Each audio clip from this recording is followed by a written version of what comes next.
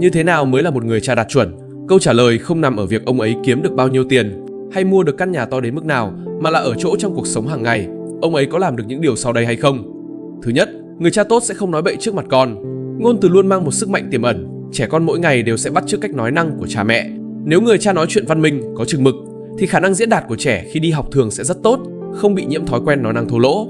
Quan trọng hơn, những đứa trẻ này khi lớn lên thường có cảm xúc ổn định hơn. Chúng biết dùng lời lẽ để đối thoại và giải quyết mâu thuẫn, thay vì dùng những từ ngữ tiêu cực để giải tỏa sự nóng nảy. Thói quen ngôn ngữ nhìn thì có vẻ nhỏ, nhưng nó ảnh hưởng đến cả một đời người. Thứ hai là không hút thuốc trước mặt con. Có thể người cha có những thói quen khó bỏ, nhưng ông ấy hiểu rõ khói thuốc lá có hại thế nào đến sức khỏe của con. Ông ấy cũng biết rằng hình ảnh mình cầm điếu thuốc sẽ hằn sâu vào tâm trí trẻ, khiến chúng dễ dàng bắt chước vì tò mò khi bước vào tuổi trưởng thành. Không hút thuốc trước mặt con không chỉ là bảo vệ cơ thể, mà còn là bảo vệ nhận thức về sức khỏe của trẻ ngay từ nhỏ. Thứ ba, khi con gặp khó khăn, người cha sẽ trao đi sự thấu hiểu và giúp đỡ thay vì chỉ trích. Khi con thi trượt hay chịu ấm ức bên ngoài, thứ chúng sợ nhất khi về nhà chính là bị mắng. Lúc này, nếu cha có thể ôm con một cái và nói, không sao đâu, cha biết con đã cố gắng rồi, mình cùng nghĩ cách xem sao nhé, thì câu nói đó có sức nặng hơn bất kỳ bài học đạo đức nào. Trẻ sẽ cảm nhận được nhà là nơi để dựa dẫm, và khi có vấn đề xảy ra, bị mắng không phải là con đường duy nhất.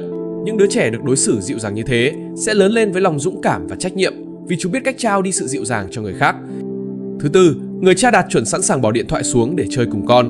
Dẫu chỉ 15 phút mỗi ngày, ông ấy sẽ thực sự lắng nghe con kể những chuyện vụn vặt ở trường. Hôm nay bạn nào bị ngã, ai được cô giáo khen, hay bữa trưa có món gì. Những việc đó với người lớn có thể là chẳng đáng gì, nhưng với con trẻ lại là chuyện lớn bằng trời.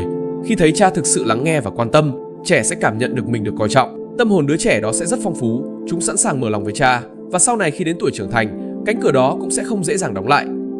Thứ năm, người cha tốt sẽ chủ động giúp mẹ làm việc nhà. Khi trẻ thấy cha đi làm về, không nằm khểnh trên sofa ngay, mà đi vào bếp phụ giúp mẹ. Khi ăn xong biết dọn bàn, cuối tuần biết lau nhà, giặt đồ, trẻ sẽ hiểu ra một điều: việc nhà không phải là việc của riêng mẹ, mà là của tất cả mọi người trong gia đình. Sau này dù là con trai hay con gái, chúng sẽ tự nhiên biết san sẻ trách nhiệm gia đình, mà không coi việc người khác làm là hiển nhiên, hay việc mình làm là giúp đỡ.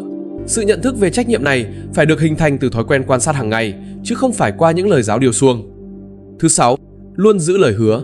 Đã hứa cuối tuần đi công viên, thì dù bận mấy cũng phải sắp xếp thời gian. Đã hứa có phần thưởng khi con tiến bộ, thì khi có kết quả phải thực hiện ngay. Uy tín của người cha chính là niềm tin của con trẻ đối với thế giới sau này. Một người cha nói được làm được sẽ dạy ra những đứa trẻ trung thực, vì chúng hiểu rằng lời nói ra phải có trách nhiệm và lời hứa là để thực hiện. Thứ bảy, người cha nên thường xuyên đưa con ra ngoài chơi, đi leo núi, chơi bóng, đạp xe hay đi bơi.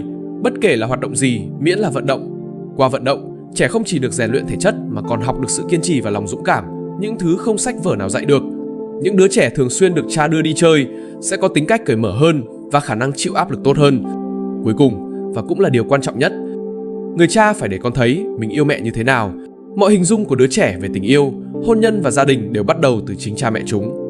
Nếu từ nhỏ trẻ đã thấy cha tôn trọng, chăm sóc và bao dung với mẹ, thấy hai người cùng cười nói, cùng bàn bạc mọi chuyện, thì khi lớn lên, trẻ sẽ tự khắc biết một người bạn đời tốt là như thế nào. Trẻ sẽ không dễ dàng nổi nóng với bạn đời, không coi việc nhà là của riêng ai, và cũng không bỏ đi khi tranh cãi. Chúng sẽ vô thức sao chép lại cách yêu thương của cha để đối đãi với gia đình riêng của mình. Ngược lại, nếu cha lạnh nhạt hay chỉ trích mẹ, trẻ có thể sẽ lặp lại mô hình đó, không phải vì chúng muốn thế mà vì chúng chưa từng thấy một kiểu mẫu nào khác. Thái độ của bạn đối với người vợ chính là tấm gương cho cuộc hôn nhân tương lai của con mình.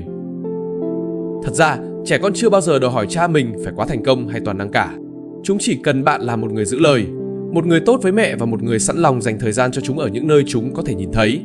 Những chuyện bình thường ấy mới chính là chỗ dựa tinh thần vững chắc nhất cho trẻ.